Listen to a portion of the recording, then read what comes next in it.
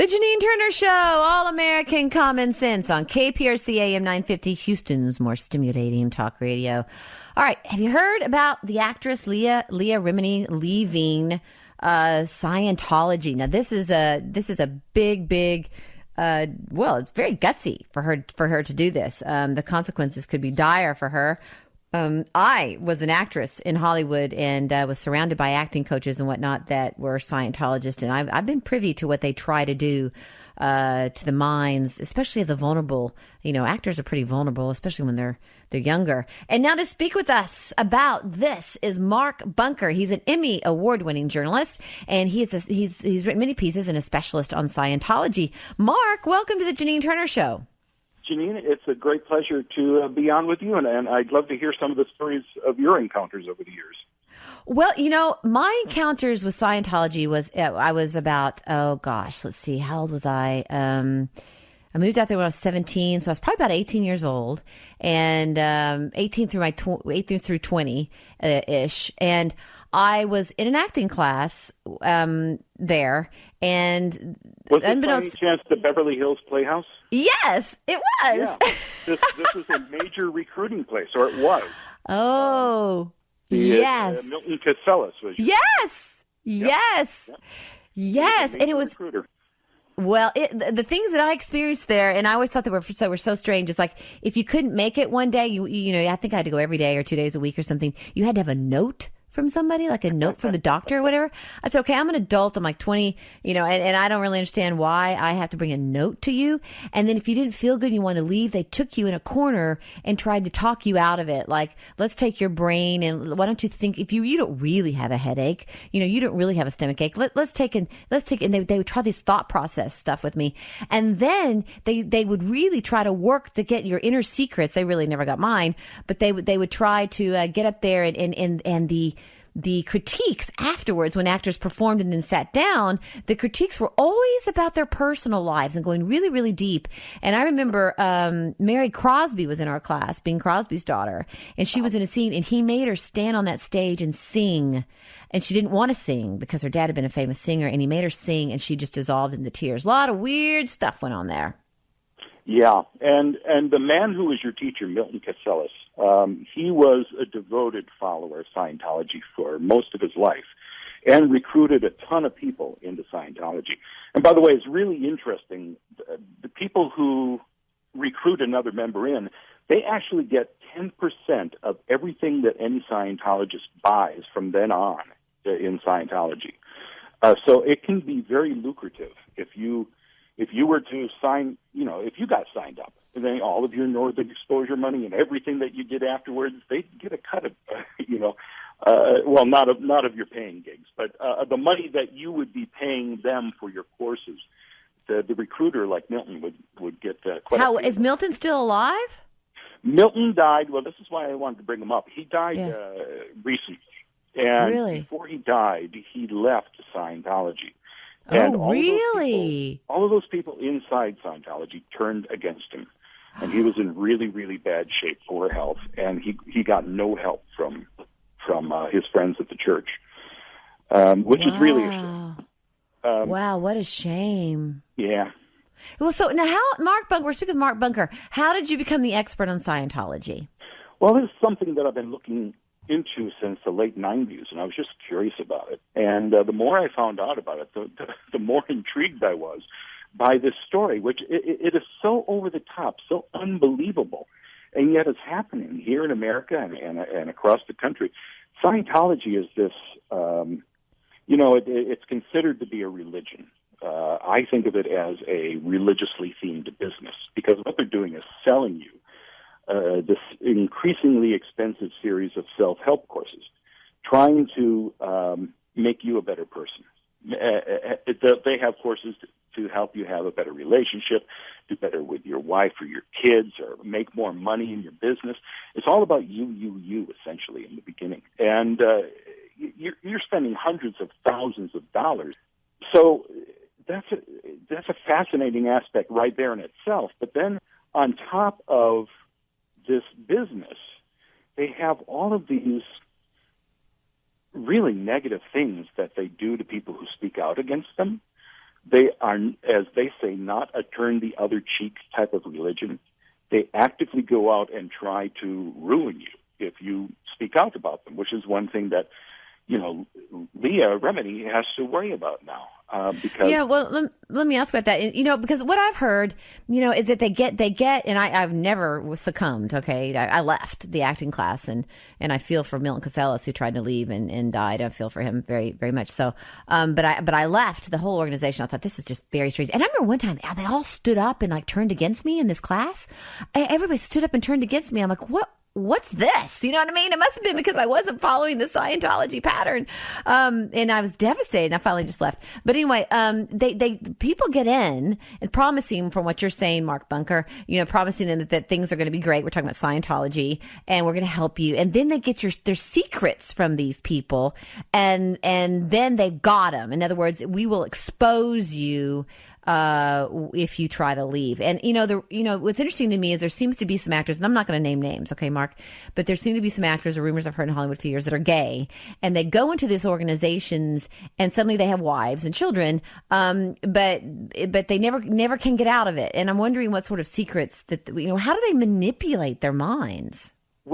And intimidate them for freedom. There are tons of thought control processes built into Scientology from the very get-go. And these are things that you won't recognize when you're in,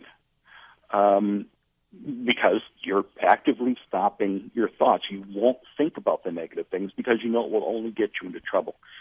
They have the main thing that they do in Scientology, and what the Scientologists really crave more than anything else, is what they call auditing, which is like a therapy session. And this is primarily what you're doing inside Scientology. You're sitting down with a therapist who they call an auditor, and you are dealing with troubling incidences from your life.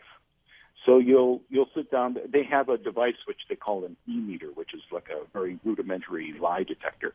You're holding a couple of soup cans hooked up to this device, and there's a needle that the auditor is looking at to see the reaction of the needle. So they'll be asking you questions about your past. Maybe you'll go in to talk about, my dad beat me when I was 5. And there'll be a reaction on the needle. And they'll say, well, let's talk about that. So they want you to go over that experience over and over and over, remembering all the details of that particular incident until they've removed any of the trauma from that incident, and the needle floats. It's not showing a reaction. They believe that these incidences are recorded in your mind in a little recording that they call an engram. So when your dad hit you, maybe at that moment there was a dog barking outside, and there was the smell of dinner cooking on the stove. And you don't even think about those things, but years and years later, you'll hear a dog bark and you'll have a panic attack.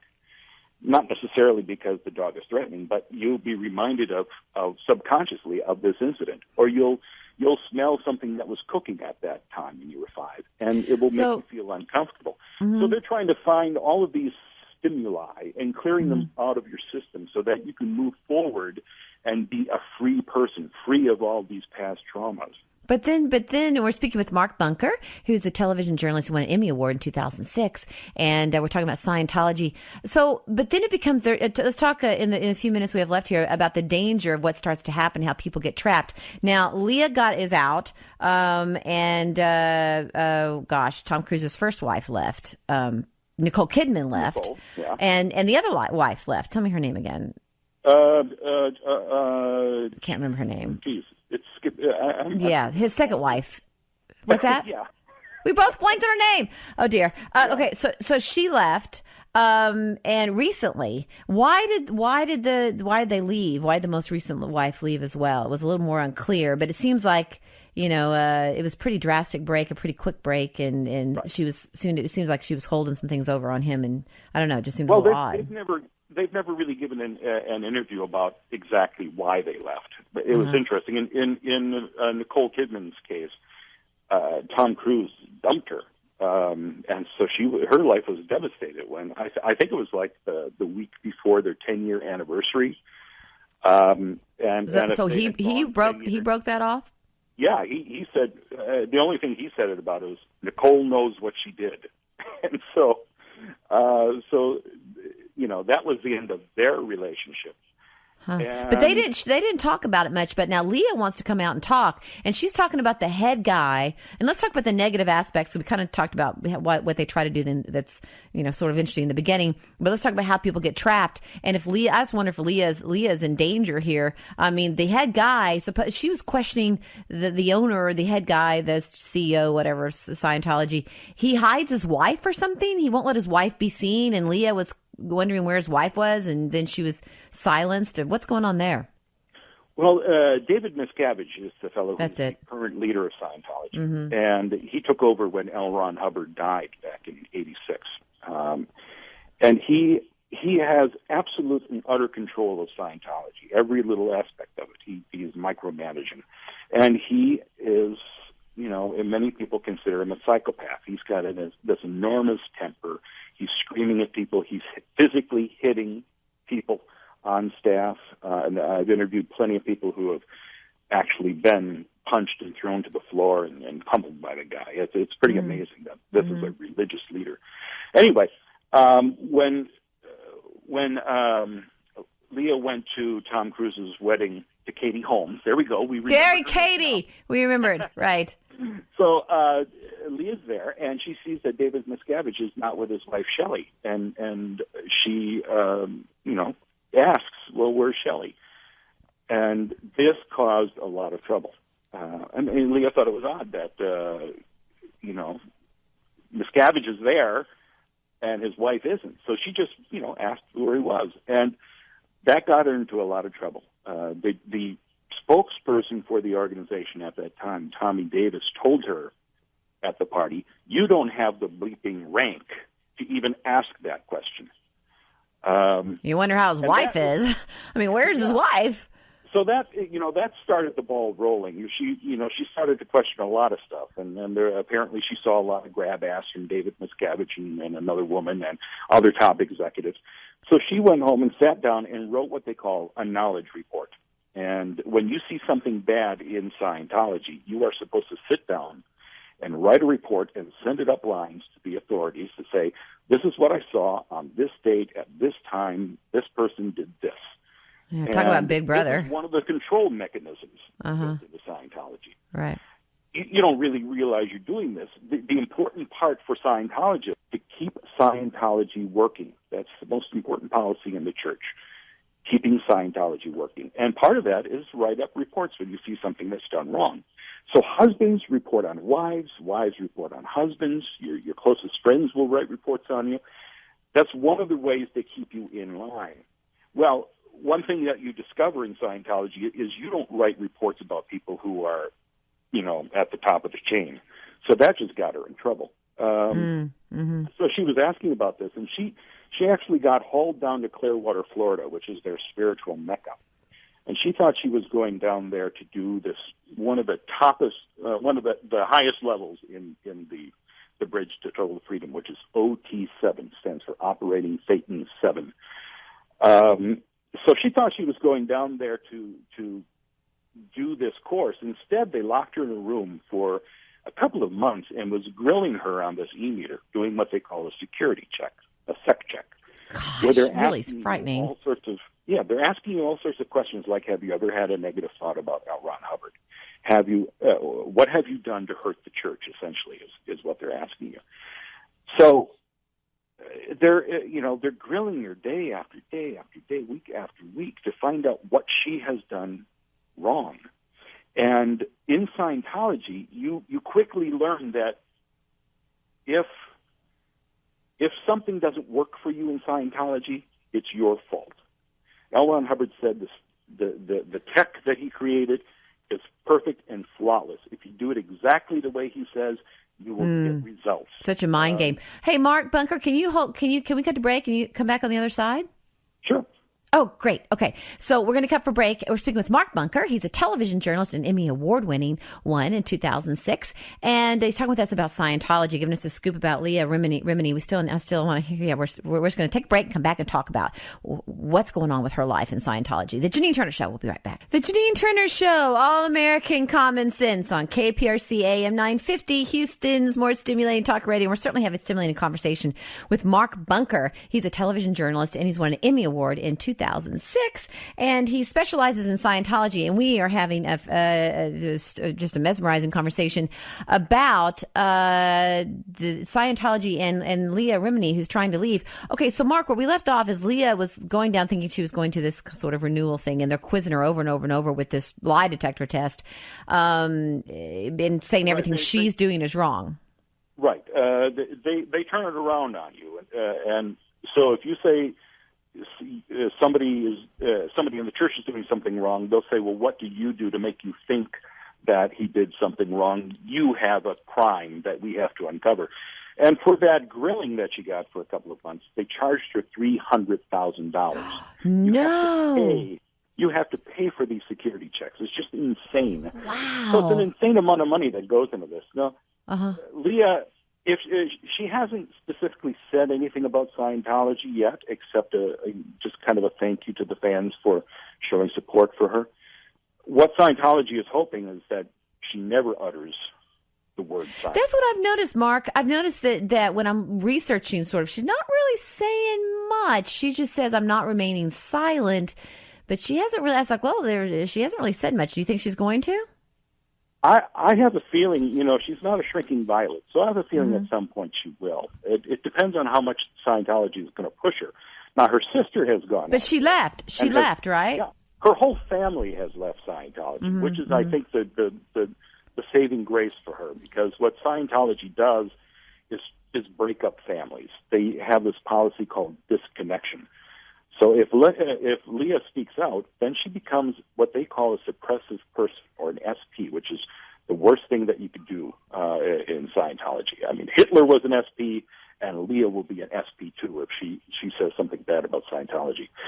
So with disconnection, you lose all of your family and friends who want to stay in the good graces. Yeah, and that's what she's saying. Leah's talking about the fact that our family is together. Our family is together. Right. Which is amazing. And that's not the case for most families. There are a lot of families who, husbands and wives are separated. Parents can't see their kids. It's shameful. Absolutely shameful. The pressure it really is. Very frightening. On the members. Very frightening. Well, we have a minute left. So do you think her life is in danger here if she speaks out? No, her life isn't in danger. They're not going to do anything physically to harm her. What they want you to think is that your life will be ruined without Scientology. Or the things that they make you think. That's why I think certain people can't leave. We're speaking with Mark Bunker. A lot of people can't leave is because they divulge secrets to them and they're blackmailed. They know if they leave that they're going to talk, and that's why they can't get out, right? Right. Well, there is that aspect to it. The first thing you do when you sign up in Scientology, you have to sit down and write out a complete description of every person that you ever had any physical contact with. I mean, any sexual relationship. I kissed this woman. We did this with this other woman. You have to. Wow. So they really do. And I'm up against a hard break, Mark, but they really do have them blackmailed. Oh, Mark Bunker, I hope you'll come back. This is a fascinating discussion. We could just talk about this forever. The Janine Turner Show. Come back, Mark.